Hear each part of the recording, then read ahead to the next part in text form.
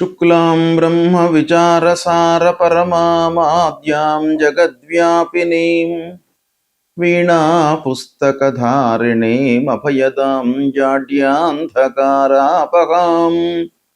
హస్తే స్ఫాటికమాలికాం విదదతీం పద్మాసనే సంస్థితాం వందే తాం పరమేశ్వరీం భగవతీం బుద్ధిప్రదాం శారదాం. శ్రీ మహాగణాధిపతయే నమః. శ్రీ మహాసరస్వత్యై నమః. శ్రీ గురుభ్యో నమః. రవి గోచారము, రవి యొక్క సంచారం మూలకంగా జాతకులకు ఎలాంటి ఫలితాలు ఉంటాయి అనేటువంటి విషయాన్ని మనం చూసినట్టయితే, రవి సంచారానికి అత్యంత ప్రాధాన్యత ఉంది. సూర్యుడు గ్రహరాజు కనుక ఆ సూర్యుడు చుట్టే మిగతా గ్రహాలన్నీ కూడాను తమ తమ కక్షల లోపల తిరుగుతూ ఉంటాయి. కనుక సూర్యుడి యొక్క సంచారము మానవులపైన ఏ స్థానాలలో సంచరిస్తున్నప్పుడు ఎలాంటి ఫలితాలు ఉంటాయి అనేటువంటి విషయాన్ని మనం చూసినట్టయితే, సూర్యుడు ప్రధానమైనటువంటి గ్రహ. అంటే సూర్యుడు ఏ ఏ విషయాలపై ప్రభావాన్ని చూపిస్తాడు సాధారణంగానంటే, సూర్యుడు తండ్రి, ప్రభుత్వపు పనులు, అధికారము, తర్వాత ఉద్యోగంలో ఉన్నటువంటి వాళ్లకు ఉన్నతాధికారులతో కలిగేటువంటి సంబంధాలు, సమాజంలో కీర్తి ప్రతిష్టలు, ముఖ్యంగా మనిషి లోపల ఆత్మవిశ్వాసము, మనిషిలో లీడర్షిప్ క్వాలిటీస్ అన్నీ కూడాను సూర్యుడి మూలకంగా వస్తూ ఉంటాయి. తర్వాత రాజకీయంలో ఉన్నటువంటి వాళ్లకు, ఉద్యోగులకు ఉద్యోగం ఎలా నడుస్తుంది అనేటువంటి ఎన్నెన్నో విషయాలపై సూర్యుడి యొక్క సంచారము గోచార రీత్యా లేదా జాతకులు జన్మించినటువంటి సమయంలో సూర్యుడు ఉన్నటువంటి స్థితి మూలకంగా, సూర్యుడు బలవంతంగా ఉన్నాడా, జన్మ సమయంలో బలహీనంగా ఉన్నాడా, అష్టక వర్గు ఎలా ఉంది, సమరాశిలో ఉన్నాడా, మిత్రరాశిలో ఉన్నాడా, శత్రురాశిలో స్థిరమై ఉన్నాడా జన్మ సమయంలో అనేటువంటి విషయాలపై సూర్యుడి యొక్క ఫలితము ఆధారపడి ఉంటుంది. అయితే గోచార రీత్యా సూర్య భగవానుడి యొక్క సంచారము 12 రాసుల వారికి ఎలాంటి ఫలితాలు ఇవ్వబోతున్నాయి అనే విషయాన్ని మనము తెలుసుకుందాం. కర్కాటక రాశి వారికి సూర్యుడు మిథున రాశిలో సంచరిస్తున్నటువంటి సమయం 15 జూన్ 2026 నుండి 16 జూన్ 2026 మధ్యకాలం లోపల గోచార ఫలితాలు ఎలా ఉన్నాయో తెలుసుకుందాం. కర్కాటక రాశి వారికి మిథున రాశి 12వ స్థానం అవుతుంది. అంటే 12వ స్థానంలో సూర్యుడు సంచరిస్తున్నాడు. గోచార రీత్యా ఈ స్థానము ప్రతికూల ప్రభావాన్ని ఇచ్చేటువంటి స్థానం, అంటే ప్రతికూల ఫలితాలు ఉంటాయి. ఇకపోతే సూర్యుడి యొక్క సంచారం గురించి మనం చూస్తున్నాం కనుక, సూర్యుడు ఏ రాశిలో సంచరిస్తున్నాడు? బుధుని క్షేత్రంలో సంచరిస్తున్నాడు. అంటే మిథున రాశిలో సంచరిస్తున్నాడు. అంటే రవి బుధులకు మిత్రత్వం ఉంది. తర్వాత కర్కాటక రాశికి అధిపతి చంద్రుడు.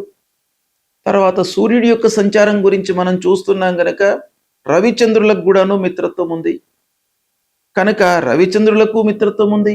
రవి సంచరిస్తున్నటువంటి క్షేత్రాధిపతికి కూడాను మిత్రత్వం ఉంది. అయితే ఇక్కడ 12వ స్థానం గోచార రీత్యా ప్రతికూలం గనక ఓవరాల్గా మనం చూసినట్టయితే కొంత ప్రతికూల ప్రభావము కొంతవరకు తగ్గే అవకాశం ఉంది ఈ సమయం లోపల. అయితే 12వ స్థానం యొక్క ప్రభావము వేటిపైన ఉంటుంది అనంటే, ఖర్చులు పెరిగే అవకాశాలు ఉంటాయి. అనవసరమైనటువంటి ఖర్చులు, విదేశీ ప్రయాణాల మూలకంగా ఖర్చులు, తర్వాత విశ్రాంతి లేకుండా పని భారం పెరగడము, పనులు చేయడము, తద్వారా ఆరోగ్యాన్ని నిర్లక్ష్యం చేయడము, ఇలాంటి వాటిపై కొంత ప్రభావం చూపిస్తుంది. అంతేకాకుండా 12వ స్థానము ముఖ్యంగా మీకు ఆధ్యాత్మిక పరమైనటువంటి ఒక మనస్తత్వాన్ని మీ లోపల డెవలప్ చేస్తుంది. ఇది కొంతవరకు ప్రశాంతమైనటువంటి వాతావరణాన్ని మీకు ఇచ్చే అవకాశాలు ఉంటాయి. అయితే ఈ విధంగా సూర్యుడు, మిత్రత్వము, స్థానము ఇవన్నీ చూసినట్టయితే ఓవరాల్గా మనం ఫలితాలను ఒక్కమారు పరీక్షించినట్టయితే ఉద్యోగరీత్యా ప్రయాణాలు పెరిగే అవకాశం కనబడుతుంది ఈ సమయం లోపల. ఇకపోతే ఖర్చులు మట్టుకు పెరుగుతాయి. విదేశీ అవకాశాలు కనబడుతున్నాయి. అంటే మీరు విదేశాలకు ఉద్యోగరీత్యా కానివ్వండి, హయ్యర్ ఎడ్యుకేషన్ నిమిత్తమై కానివ్వండి, ప్రయాణాలు చేపట్టేటువంటి అవకాశం కూడాను ఒక పక్కన కనబడుతుంది. ఇక ఉద్యోగస్తులకు ట్రాన్స్ఫర్స్ కనబడుతున్నాయి ఈ సమయం లోపల. తర్వాత పనిచేస్తున్నటువంటి సంస్థ లోపల పని భారం మీకు బాగా పెరుగుతుంది. అంటే వర్క్ లోడ్ బాగా పెరుగుతుంది. దాన్ని మీరు సమయం లోపల పూర్తి చేయడంపై మనసు నిలపాలి. ఒక వ్యాపారం చేస్తున్నటువంటి వాళ్లకు కొన్ని ఖర్చులు, అదనపు ఖర్చులు ఏర్పడేటువంటి అవకాశం కూడాను ఒక పక్కన ఉంది. ఇకపోతే ముఖ్యంగా వ్యాపారస్తులు కొత్త పెట్టుబడులపై జాగ్రత్త వహించాలి. కొత్త పెట్టుబడులు కొంత అనుకూలిస్తాయి. అయినప్పటికీ ఆదాయము ఖర్చులను బేరీజ్ వేసుకుంటూ మీరు పెట్టుబడులపై మనసు నిలిపినట్టయితే సంతృప్తిగా ఉంటారు. ట్రాన్స్ఫర్ మూలకంగా మీరు కుటుంబం నుండి కొంత దూరంగా వెళ్ళేటువంటి అవకాశాలు ఉన్నాయి. అంటే ఉద్యోగరీత్యా వేరే ప్లేసుకు వెళ్ళడానికి అవకాశాలు ఈ సమయం లోపల కనబడుతున్నాయి. ముఖ్యంగా ఈ సమయంలో మీరు మానసికంగా ప్రశాంతంగా ఉండడానికై మీరు ఎక్కువ ప్రాధాన్యత ఇవ్వాలి. కోర్టు వ్యవహారాల మూలకంగా ఖర్చులు పెరుగుతాయి. ఆరోగ్యం మూలకంగా కూడాను కొన్ని ఖర్చులు కనబడుతున్నాయి. కాబట్టి ఆరోగ్యాన్ని మీరు నిర్లక్ష్యం చేయకుండా ఉండడం చాలా అవసరం ఈ సమయం లోపల. విద్యార్థులు హయ్యర్ ఎడ్యుకేషన్ కొరకై మట్టుకు ప్రయత్నాలు అనుకూలిస్తాయి. దేశీయంగా కానివ్వండి, విదేశాలలో మీరు చదవాలి అనుకునేటువంటి వాళ్ళకు కూడాను ఈ సమయం బాగా కలిసి వస్తుంది. తీర్థయాత్రలు, విహారయాత్రలు చేయడానికై కూడాను ఈ సమయం మీకు అనుకూలిస్తుంది. మిత్రుల యొక్క సహాయ సహకారాలు కలిసి వస్తాయి. వాళ్ళ సహాయం తీసుకోండి. సమస్యలను పరిష్కరించేటువంటి క్రమం లోపల వాళ్ళ యొక్క సహాయ సహకారాలు మీకు బాగా ఉపయోగపడతాయి. ముఖ్యంగా కర్కాటక రాశి వాళ్ళు ఈ సమయం లోపల ఖర్చులపై నియంత్రణ చాలా అవసరం. డబ్బు వస్తుంది, కానీ ప్రవాహంలాగా ఖర్చు ఉన్నట్టయితే మనకు ముఖ్యమైనటువంటి పనులు చేసేటువంటి సమయం లోపల చేతిలో డబ్బు లేకపోవడం మూలకంగా మనకు ఇబ్బందులు ఎదుర్కొనేటువంటి అవకాశం ఉంటుంది. కాబట్టి నియంత్రణ చాలా అవసరము. ఇలాంటి ఫలితాలు ఓవరాల్గా కర్కాటక రాశి వారికి ఉన్నాయి. గోచార రీత్యా స్థానం, ద్వాదశ స్థానం ప్రతికూలమే అయినప్పటికీ రవిచంద్రులు, రవి బుధులు ఇలాంటి ఆధిపత్యం మూలకంగా మిత్రత్వం కనబడుతుంది. కనుక కొంతవరకు ఆ ద్వాదశ స్థానం మూలకంగా కలిగేటువంటి దుష్ప్రభావము తగ్గే అవకాశం ఈ సమయంలో కనబడుతుంది. మీరు దీన్ని సద్వినియోగపరుచుకొని మంచి ఆలోచనలతో ముందుకు వెళ్ళండి. సత్ఫలితాలు ఉంటాయి. సూర్యుడి యొక్క సంచారము ప్రతికూలంగా ఉన్నప్పుడు, అంటే సూర్యుడు జన్మస్థానము, ద్వితీయ స్థానము, అర్ధాష్టమ స్థానము అంటే 4వ స్థానము, పంచమ స్థానము, సప్తమ స్థానము, అష్టమ స్థానము, నవమ స్థానము, ద్వాదశ స్థానము ఈ స్థానాలలో సంచరిస్తున్నప్పుడు మనకు గోచార రీత్యా ప్రతికూలమైనటువంటి ఫలితాలను ఇస్తాడు. కాబట్టి ఈ గోచారంలో అంటే ఈ స్థానాలలో సంచరిస్తున్నప్పుడు మనము తప్పకుండా పరిహారాలు చేసుకోవాలి. అంటే పరిహారాలు చేసుకునే ముందు ఆ సూర్యుడి విషయమై, సూర్యుడి యొక్క సంచారం విషయమై మనము కూలంకషంగా తెలుసుకోవాలి. ఇప్పుడు గోచార రీత్యా ఎలాంటి స్థానాల్లో సంచరిస్తున్నాడు, జన్మ సమయంలో సూర్యుడు ఎలా ఉన్నాడు, బలవంతంగా ఉన్నాడా, బలహీనంగా ఉన్నాడా, మిత్రక్షేత్రంలో సంచరిస్తున్నాడా, శత్రుక్షేత్రంలో ఉన్నాడా, శుభ దృష్టి ఉంది ఆ సూర్యుడి పైన, లేదా అష్టక వర్గులో ఎన్ని పాయింట్స్తో ఉన్నాడు, ఇవన్నీ కూడాను కూలంకషంగా మనము చూసుకొని సూర్యుడికి సంబంధించినటువంటి పరిహారాలు చేసుకోవాలి.